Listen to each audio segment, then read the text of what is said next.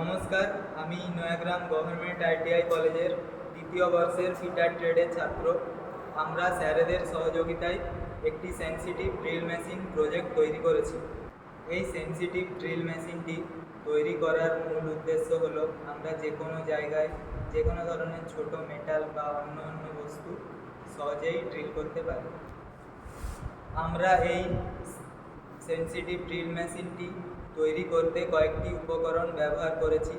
সেগুলি হলো seed metal, MS plate, কাঠের হ্যান্ডেল, কাঠের ড্রিল বিট, ডিসি 12 অ্যাম্পিয়ারের মোটর এবং একটি স্প্রিং। আমরা এই সেন্সিটিভ ড্রিল মেশিনটিকে চালিয়ে উপস্থাপন করছি।